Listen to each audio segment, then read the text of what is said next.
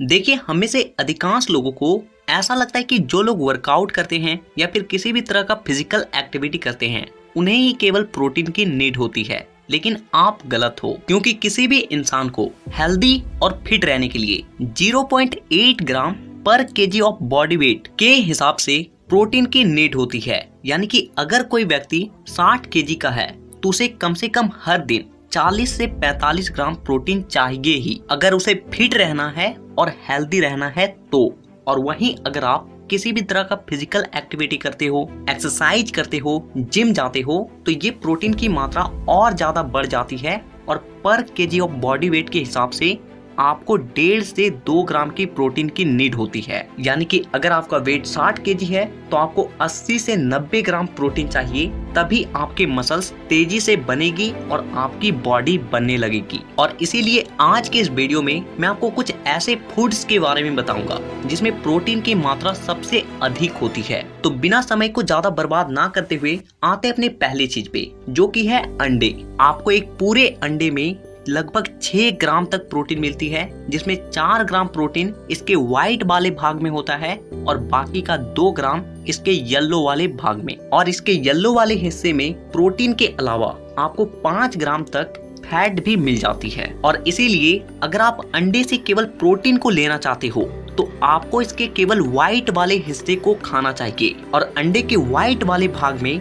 मिलने वाली प्रोटीन की सबसे खास बात ये होती है कि ये हमारे बॉडी के द्वारा पूरी तरीके से एब्जॉर्ब कर ली जाती है और जिससे इसका पूरा फायदा हमारी बॉडी को मिलता है। लेकिन अगर आप अपने वेट को गेन करना चाह रहे हो तो आप इसके येलो वाले भाग के साथ साथ पूरे अंडे को खा सकते हो। लेकिन ध्यान रहे कि अगर आप इसके येलो वाले पार्ट को खा रहे हो तो आपको एक दिन में 4 अंडे से ज्यादा नहीं खाना है। लेकिन अगर आप सिर्फ इसके व्हाइट वाले हिस्से को खाते हो तो आप एक दिन में 8 से 10 अंडे तक भी खा सकते हो। तो अब हमारी जो दूसरी चीज आती है वो है सोयाबीन, और ये हमें बहुत कम दामों में बहुत अधिक मात्रा में प्रोटीन प्रोवाइड करवाती है। आपको 100 ग्राम सोयाबीन में लगभग 52 ग्राम प्रोटीन, 33 ग्राम कार्ब्स और 0% के आसपास आपको फैट मिलती है।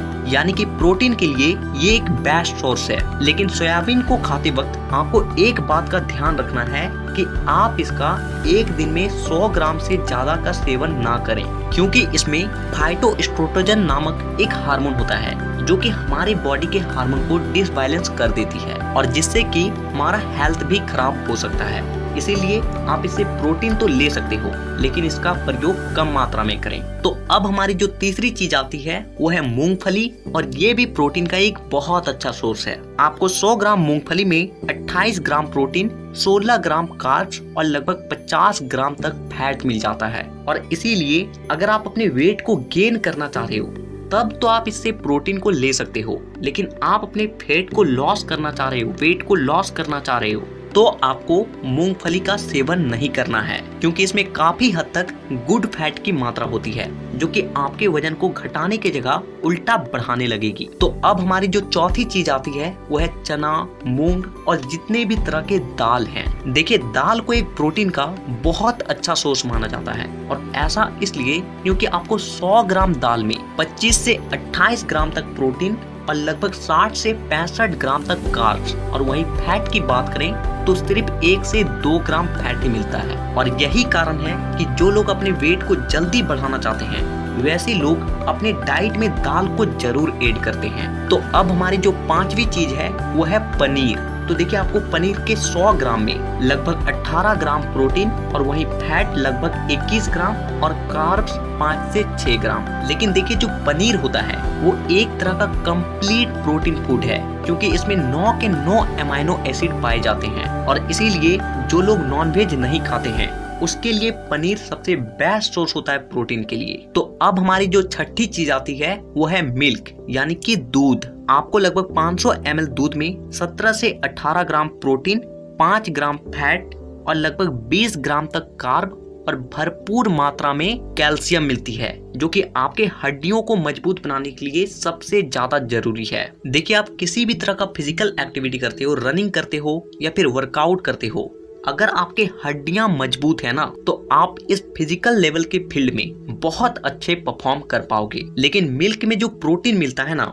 वो एक स्लो डाइजेस्टिव प्रोटीन होता है, यानी कि ये जल्दी से नहीं पचती है। और इसीलिए अगर आप मिल्क से मिलने वाले प्रोटीन का पूरा फायदा लेना चाहते हो तो आपको रात को डिनर के बाद और सोने से 10 से 15 मिनट पहले पीना चाहिए। तो अब हमारी जो 7वीं चीज आती है वो है मछली।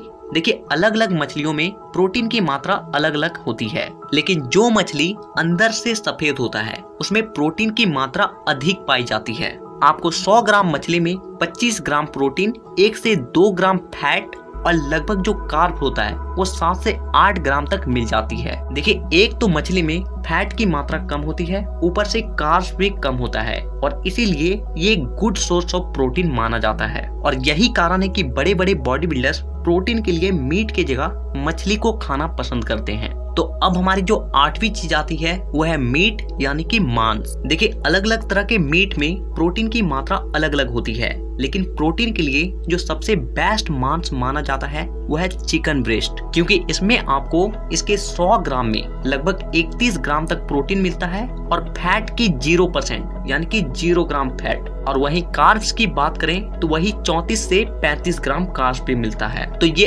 8 तरह के हाई प्रोटीन फूड थे जिसे आप अपने डाइट में ऐड करके अपने प्रोटीन इंटेक को पूरा कर सकते हो। और ध्यान रहे कि बॉडी बनाने के लिए प्रोटीन सबसे ज्यादा इम्पोर्टेंट होता है, तो आपको प्रोटीन तो जरूर ही लेना है। तो हमें नीचे कमेंट करके ये जरूर बताएं कि आप अगली वीडियो किस टॉपिक पर देखना चाहते हो, और साथ ही इसी तरह के और भी वीडियोस को देखने के लिए चैनल को सब्सक्राइब करके बेल आइकन को दबाना बिल्कुल भी ना भूलें। तो वीडियो देखने के लिए दिल से धन्यवाद।